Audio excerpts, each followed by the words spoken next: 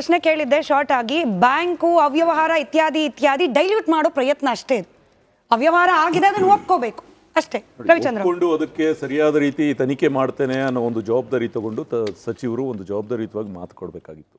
ಇವತ್ತು ನೋಡಿ, ಯಾವುದೇ ಒಂದು ಇಲಾಖೆಗೆ ಒಂದು ಅವರು ಮುಖ್ಯಸ್ಥರಾಗಿದ್ದಾರೆ ಅಂತ ಹೇಳಿದ್ರೆ ಆ ಇಲಾಖೆಯಲ್ಲಿ ಬರುವಂತಹ ಎಲ್ಲ ಅಧಿಕಾರಿಗಳು ಮತ್ತು ನೌಕರ ವರ್ಗದವರ ಜವಾಬ್ದಾರಿ, ಕುಟುಂಬದ ಜವಾಬ್ದಾರಿ ಅವ್ರ ಮೇಲೆ ಇರುತ್ತೆ. ನೀವು ಅದನ್ನು ಬಿಟ್ಟು ಇವತ್ತು ಯಾರೋ ಒಬ್ಬ ಯಾವುದೋ ಕಾರಣಕ್ಕೆ ಯಾಕೋ ಸೂಸೈಡ್ ಮಾಡ್ಕೊಂಡಿದ್ದಾನೆ ಅಂತ ಹೇಳೋದು ಅಷ್ಟು ಸಮಂಜಸ ಅಲ್ಲ. ಮತ್ತೆ ಅವರ ಒಂದು ವಯೋಮಿತಿಗೆ, ಅವರ ಎಕ್ಸ್ಪೀರಿಯನ್ಸ್ಗೆ, ಅವರ ರಾಜಕೀಯ ಇದಕ್ಕೆ ಎಕ್ಸ್ಪೀರಿಯನ್ಸ್ಗೆ ಅಷ್ಟು ಆ ಒಂದು ಇದು ಅಲ್ಲ. ಇನ್ನೊಂದೇನು ಅಂತ ಹೇಳಿದ್ರೆ, ನಾನು ಆಗಲೇ ಹೇಳಿದ ರೀತಿಯಲ್ಲಿ ಯಾವುದೇ ಒಬ್ಬ ಅಧಿಕಾರಿಗೆ ಡ್ರಾಯಿಂಗ್ ಆಫೀಸರ್ ಅದೊಂದು ಲಿಮಿಟ್ಸ್ ಅಂತ ಇರುತ್ತೆ. ಇವತ್ತು ಇವರು ಹೇಳ್ತಾ ಇದ್ರೆ ಇಲ್ಲ ಚೆಕ್ ಫೋರ್ಜರ್ಡ್ ಆಗಿದೆ ಅಂತ ಹೇಳಿ. ಚೆಕ್ ಫೋರ್ಜರ್ಡ್ ಆಗಿದ್ರೆ ಈ ವ್ಯಕ್ತಿ ಆತ್ಮಹತ್ಯೆ ಮಾಡ್ಕೊಳ್ಳೋ ಅವಶ್ಯಕತೆ ಇರ್ತಿರಲಿಲ್ಲ. ಈ ವ್ಯಕ್ತಿನೇ ಅದನ್ನ ಅಧಿಕಾರಿಗಳಿಗೆ ಲೆಟರ್ ಬರೆದು ಮಾಡಬಹುದಾಗಿತ್ತು. ಆದರೆ ಇಲ್ಲಿ ಎಲ್ಲೋ ಒಂದು ಕಡೆ ಯಾರೋ ಮಾಡಿದ್ದ ಹಗರಣಕ್ಕೆ ಇವ್ರ ಮೂತಿಗೆ ಬೆಣ್ಣೆ ತುಪ್ಪ ಸೋರೋ ಕೆಲಸ ಆಗ್ತಾ ಇದೆ ಅನ್ನೋದು ಎಲ್ಲೋ ಒಂದು ಕಡೆ ಸಂಶಯ ಬರ್ತಾ ಇದೆ. ನಾನು ಇದನ್ನ ಯಾಕೆ ಹೇಳ್ತಾ ಇದ್ದೀನಿ, ಇವರು ಜವಾಬ್ದಾರಿಯುತವಾಗಿ ನಡ್ಕೊಂಡ್ರು ಅಂತ ಹೇಳಿದ್ರೆ ಇವ್ರ ಮೇಲೂ ಇಷ್ಟು ಅಲಿಗೇಷನ್ಸ್ ಬರುವುದಿಲ್ಲ. ಆದ್ರೆ ಅವರು ವ್ಯತಿರಿಕ್ತವಾಗಿ ನೀವು ಹೇಳಿಕೆಗಳನ್ನ ಕೊಟ್ರಿ ಅಂತ ಹೇಳಿದ್ರೆ, ಸತ್ತಿರುವಂತಹ ವ್ಯಕ್ತಿ ಯಾವ ಕಾರಣಕ್ಕೆ ಇವತ್ತು ಆಯ್ತು ಅವರು ಸತ್ತಿದ್ದಾರೆ ಅಂತಂದಾಗ ಅವರ ಎಂಟೈರ್ ಕುಟುಂಬದ ಜೊತೆ ನಾವು ನಿಂತ್ಕೊಳ್ಳೋಕೆ ತಯಾರಿದ್ದೀವಿ. ಆದರೆ ಅವ್ರು ಯಾವ ಕಾರಣಕ್ಕೆ ಸತ್ತಿದಾರೋ ಆ ಕಾರಣ ಮಾತ್ರ ಯಾವುದೇ ಕಾರಣಕ್ಕೂ ಕೂಡ ನಶಿಸಿ ಹೋಗಬಾರ್ದು. ಇದನ್ನ ಜವಾಬ್ದಾರಿ ಸರ್ಕಾರ ತಗೊಂಡು ಅದನ್ನ ಲಾಜಿಕಲ್ ಇಟ್ಕೊಂಡು ಹೋಗ್ಬೇಕು. ಆದ್ರೆ ಇಲ್ಲಿ ಏನಾಗ್ತಾ ಇದೆ ಕೆಸರೆರಚಾಟ ಆಗ್ತಾ ಇದೆ. ಕೆಸರೆರಚಿದ ನೀವು ಮಾಡ್ತಾ ಇರೋದು ಕೆಸರೆರಚಾಟದ ಮಧ್ಯದಲ್ಲಿ ಆ ಒಂದು ನೋಡಿ, ಒಂದು ಇಲಾಖೆನ ಅಕೌಂಟ್ ಡಿಪಾರ್ಟ್ಮೆಂಟ್ ಅಂತ ಇರುತ್ತೆ. ಅವ್ರದ್ದು ಡೈಲಿ ಏನು ಅಂತ ಹೇಳಿದ್ರೆ ಇಷ್ಟು ಈ ಅಕೌಂಟ್ ಈ ಅಮೌಂಟ್ ಎಲ್ಲಿಗೆ ಹೋಯ್ತು ಅಂತ ಕೇಳಂತದ್ದೇ. ಇದೇನು ಮನೆಯಲ್ಲಿ ಡಬ್ಬದಲ್ಲಿ ಇಟ್ಟಿರುವಂತ ದುಡ್ಡಲ್ಲ. ಈ ಅಕೌಂಟ್ ಡೈಲಿ ಸ್ಟೇಟ್ಮೆಂಟ್ಸ್ ಸಿಗ್ನೇಚರ್ ಆಗ್ತಾ ಇರುತ್ತೆ, ಡ್ರಾಯಿಂಗ್ ಆಫೀಸರ್ ಎದುರುಗಡೆ ಹೋಗ್ತಾ ಇರುತ್ತೆ, ಅವ್ರ ಕನ್ಸರ್ನ್ ಮಿನಿಸ್ಟ್ರಿಗೆ ಹೋಗ್ತಾ ಇರುತ್ತೆ, ಏನಾಗ್ತಾ ಇರುತ್ತೆ. ಆದ್ರೆ 80 ಕೋಟಿ ಎಷ್ಟು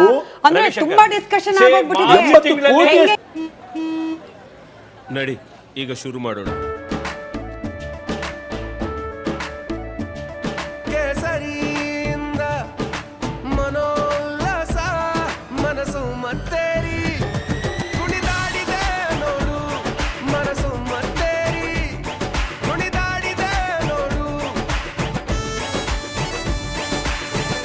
ಕ್ಷಣ ಕ್ಷಣವೂ ಆಚರಿಸಿ ಕೇಸರಿ ಹಬ್ಬ.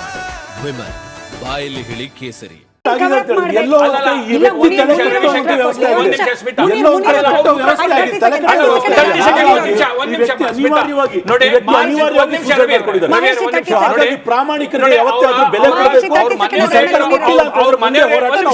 ಅವ್ರ ಮನೆಯವರು ಹೇಳಿರೋ ಪ್ರಕಾರ ಇದು ಮಾರ್ಚ್ ತಿಂಗಳು, ಅಂದ್ರೆ 2.5 ತಿಂಗಳು ಆಗಿದೆ ಇವತ್ತಿಗೆ.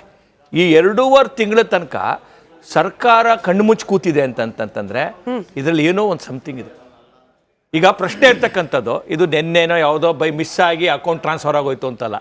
ನಾನು ಆಗಿದ್ದಕ್ಕೆ ಆ ಮೇಡಮ್ ಹತ್ರ ಸ್ಪಷ್ಟವಾಗಿ ಕೇಳಿದಂಥದ್ದು, ಈ ಘಟನೆ ಯಾವಾಗ ನಿಮ್ಗಾಗಿದೆ ಅಂತ. ಮಾರ್ಚ್ ತಿಂಗಳಂತ ಚುನಾವಣೆ, ನೀತಿ ಸಂಹಿತೆ, ಅಬ್ಸರ್ವೇಷನ್ ಇರೋದಿಲ್ಲ. ಈ ಎಲ್ಲದರ ಮಧ್ಯದೊಳಗಡೆ ಮಾರ್ಚ್ ಆಯಿತು, ಏಪ್ರಿಲ್ ಆಯಿತು, ಮೇ ಆಗಿ ಆಲ್ಮೋಸ್ಟ್ 2.5 ತಿಂಗಳು. 2.5 ತಿಂಗಳು ದುಡ್ಡು ಸರ್ಕಾರದ ಎಟಿಎಂ ಆಗಿತ್ತೆ.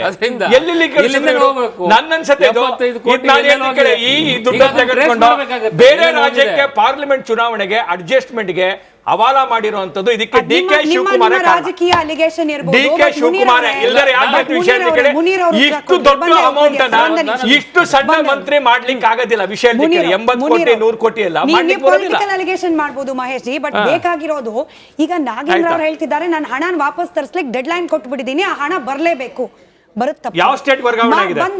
ಬಂದೆ ಆಯ್ತು. ನೀವು ಅಲಿಗೇಷನ್ ಮಾಡಿದ್ರೆ ಕೆಲ್ಸ ಇಲ್ಲ, ಪ್ರಶ್ನೆ ಕಂಪ್ಲೀಟ್ ಮಾಡ್ಬಿಡ್ತೀನಿ. ಆಯ್ತು, ಇವಾಗ ಹಣ ತರಿಸ್ತೀರಿ. ಹೋಗಿರೋ ಚಂದ್ರಶೇಖರನ್ ಅವರ ಪ್ರಾಣ 2.5 ತಿಂಗಳಿಂದಾನೇ ಗೊತ್ತಿತ್ತಲ್ಲ ನಿಮ್ಗೆ, ಅವಾಗ್ಲೇ ಮಾಡ್ಬೋದಾಗಿತ್ತಲ್ಲ ಈ ಪ್ರಯತ್ನವನ್ನ. ನಾನು ಹೇಳ್ತಾ ಇರೋದು, ನೀವು ಹೇಗೆ ಏನ್ ಹೇಳ್ತೀರಿ, ಏನ್ ಆತ್ಮಹತ್ಯೆ ಮಾಡ್ಕೋತಾರೆ ಅಂತ ಸರ್ಕಾರ ಗೊತ್ತಿರತ್ತಾ? ಒಂದೇ ಪಾಯಿಂಟ್. ಎರಡನೇದು,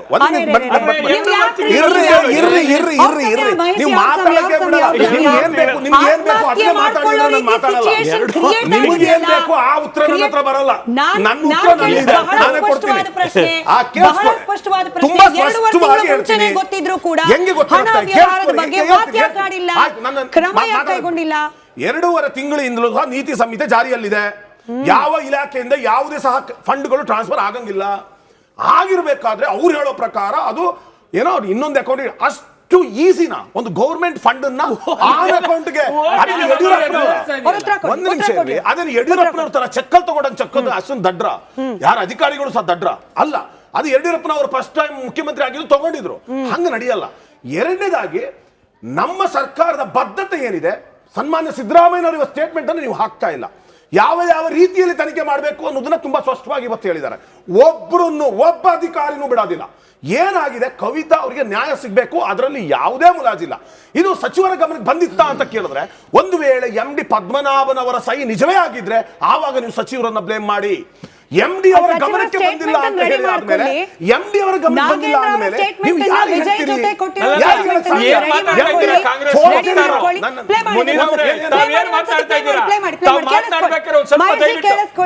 ಕೇಳಿಸ್ಕೊಳ್ಳಿ, ಅದೇ ಪೋರ್ಷನ್ ಕರೆಕ್ಟ್ ಆಗಿ ಹಾಕಿ. ಆತ್ಮಹತ್ಯೆಗೆ ಮುಂಚೆನೇನೆ MD ನನ್ನ ಹತ್ರ ಮಾತಾಡಿದ್ರು, ಕೇಳಿಸ್ಕೊ. ನಿನ್ನೆ ಮಾತಾಡಿ ಕೇಳಿಸ್ಕೊ. ಈಗಾಗಲೇ ಕೂಡ CID ಗಮನಕ್ಕೆ ತೆಗೆದುಕೊಂಡು ಬಂದಿದ್ದೀವಿ. ಈಗಾಗಲೇ ಕೂಡ ಅವರ ತನಿಖೆಯನ್ನು ಕೂಡ ಶುರು ಮಾಡಿದ್ದಾರೆ. ತನಿಖೆಗೆ ವರದಿ ಬಂದ ಕೂಡಲೇ ಅದರಲ್ಲಿ ತಪ್ಪಿತಸ್ಥರು ಯಾರ್ಯಾರು ಇರ್ತಾರೋ ಅವ್ರನ್ನೆಲ್ಲ ಕೂಡ 100% ಅವ್ರ ಮೇಲೆ ಕ್ರಮ ತೆಗೆದುಕೊಳ್ಳೋದು ರಾಜ್ಯ ಸರ್ಕಾರದ ಒಂದು ದೊಡ್ಡ ನಿರ್ಧಾರ ಆಗಿದೆ. 87 ಕೋಟಿ ಹಣವನ್ನು ವರ್ಗಾವಣೆ ಮಾಡಿಕೊಂಡಿದ್ರು.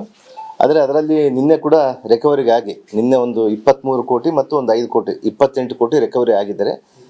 ಇವತ್ತು ಸಾಯಂಕಾಲದ ಒಳಗಡೆ ಇವತ್ತೇನು MD ಅವರಿಗೆ ಅಂದರೆ MD ಅವರು ಇವತ್ತು ನಾವು ಸರ್ಕಾರದವರು ಕೂಡ ಆ ಯೂನಿಯನ್ ಬ್ಯಾಂಕ್ ಆಫ್ ಇಂಡಿಯಾ ಅವರಿಗೆ, ಅವ್ರ ಚೇರ್ಮನ್ರಿಗೆ ಮತ್ತು ಅವ್ರ ಡೈರೆಕ್ಟರ್ಗಳಿಗೆ ಎಲ್ಲ ಮಾತಾಡಿದ್ದೀವಿ. ಅವರೆಲ್ಲ ಕೂಡ ಸಾಯಂಕಾಲದೊಳಗಡೆ ಹಣವನ್ನು ವರ್ಗಾವಣೆ ಮಾಡ್ತೀವಿ ಅಂತ ಹೇಳಿದ್ದಾರೆ. ಗೊತ್ತಾಗಿದೆ ಅವರಿಗೆ, ಗೊತ್ತಾದ್ಮೇಲೆ ಗೊತ್ತಾಗಿದೆ ಅಂತೇಳಿ ಹೇಳ್ತಾ ಇದ್ದಾರೆ. ನನಗಿನ್ನ ಅವ್ರು ಇನ್ನೂ ಭೇಟಿ ಆಗಿಲ್ಲ ನನಗೆ. ಬಟ್ ನಾವು ಇವತ್ತು ಕೂಲಂಕುಷವಾಗಿ CID ತನಿಖೆ ಕೊಟ್ಟ ಮೇಲೆ ಇದನ್ನು ಯಾವ ರೀತಿ ಮಾಡ್ಬೇಕಂತೇಳಿ ನಾವು ಇಲಾಖೆಯಲ್ಲಿ ನಾವು ಚರ್ಚೆ ಮಾಡ್ತಾ ಇದ್ದೀವಿ. ಇದು ಒಂದು ನಿಮಿಷ ನಾನು ಕ್ಲಾರಿಫಿಕೇಶನ್ ಕೊಟ್ಬಿಡ್ತೀನಿ. ಲಾಸ್ಟ್ ಅಲ್ಲಿ ಪ್ಲೇ ಆಗಿದ್ ಬೈಟನ್ನ ನಿಮಗೆ ಬೇಕಾದ್ರೆ ಕಾರ್ಯಕ್ರಮ ಮುಗಿಯೋದ್ರೊಳಗೆ ಫುಲ್ ಕೇಳಿಸೋಣ. ವಿಜಯ್ ಅವರು ಸಂದರ್ಶನ MD ಅವರಿಗೆ ಮುಂಚೆನೆ ಗೊತ್ತಿತ್ತು, ನಿನ್ನೆ ಗೊತ್ತಾಗಿದೆ ಅಲ್ಲ ಸರ್? ರೆಡಿ ಮಾಡಿಸಿ, ಅದನ್ನ ರೆಡಿ ಮಾಡಿಸಿ, ಕಾರ್ಯಕ್ರಮ ಮುಗಿಯೋದ್ರೊಳಗೆ ಪ್ಲೇ ಮಾಡೋಣ. ನಾವು ಬೆಳಗಿಂದ ಹಾಕಿದೀವಿ ಅದನ್ನ. ಸಚಿವರು ಹೇಳಿರೋದು MD ಅವರ ಗಮನಕ್ಕೆ ನಿನ್ನೆ ಬಂದಿದೆ ಅಂತೆ, ಅವರು ಕಂಪ್ಲೇಂಟ್ ಕೊಟ್ಟಿದ್ದಾರೆ. ಮುಂಚೆನೆ ಕಂಪ್ಲೇಂಟ್ ಕೊಟ್ಟಿದ್ದಾರೆ.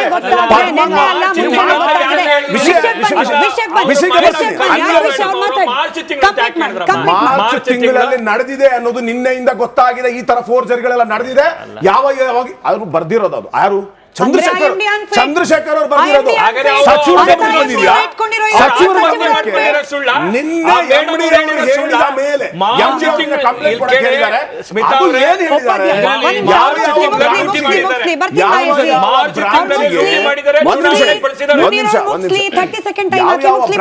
ಎಷ್ಟೆಷ್ಟು ಅಮೌಂಟ್ ಟ್ರಾನ್ಸ್ಫರ್ ಆಗಿದೆ ಅನ್ನೋದು ನಿನ್ನೆ ಅವ್ರ ಗಮನಕ್ಕೆ ಬಂದಿದೆ. ಅದನ್ನು ನೋಡಿದಾಗ ಇವರು MD ಅವ್ರ ಗಮನಕ್ಕೆ ಬರುತ್ತೆ, ಇದು ನನ್ನ ಸಹಿ ಅಲ್ಲ ಅನ್ನುವಂತ. ಯಾರ ಗಮನಕ್ಕೆ ಬಂದಿದೆ? MD ಅವರ ಗಮನಕ್ಕೆ ಬಂದು MD ಅವರು ನಿನ್ನೆ ಹೇಳಿದ್ದಾರೆ. ನಿನ್ನೆ MD ಅವರ ಗಮನಕ್ಕೆ ಯಾವಾಗ ಬಂದಿದೆ ನಿಮ್ಮ ಪ್ರಕಾರ? ಅವ್ರು ಹೇಳಿರೋ ಪ್ರಕಾರ ನಿನ್ನೆ ಬಂದಿದೆ ಅಂತ. MD ಅವರ ನಿನ್ನೆ ಕಂಪ್ಲೇಂಟ್ ಕೊಟ್ಟಿದ್ದಾರೆ. ಆ ಟ್ರಾನ್ಸ್ಫರ್ ಆಗಿದೆ ಅಂತ ಗೊತ್ತಾದ ಮೇಲೆ ಅದನ್ನೆಲ್ಲ ರಿಕವರಿ ಮಾಡಬೇಕು ಅನ್ನುವಂತಹ ಆರ್ಡರ್ ಅನ್ನ ಸಚಿವರು ಕೊಟ್ಟಿದ್ದಾರೆ. ಒಬ್ಬರು ಸಚಿವರಾಗಿ ಒಂದು ಸರ್ಕಾರ ಹೇಗೆ ನಿಭಾಯಿಸಬೇಕು, ಖಂಡಿತವಾಗ್ಲೂ ಅದನ್ನ ನಿಭಾಯಿಸ್ತೀವಿ. ಅದನ್ನ ಸಮರ್ಥಿಸಿಕೊಳ್ಳುವಂತ ಪ್ರಶ್ನೆನೇ ಇಲ್ಲ. ಖಂಡಿತವಾಗ್ಲೂ ಕವಿತಾ ಅವ್ರ ಜೊತೆಯಲ್ಲಿ ಈ ಸರ್ಕಾರ ಇದೆ. ಆಯ್ತು.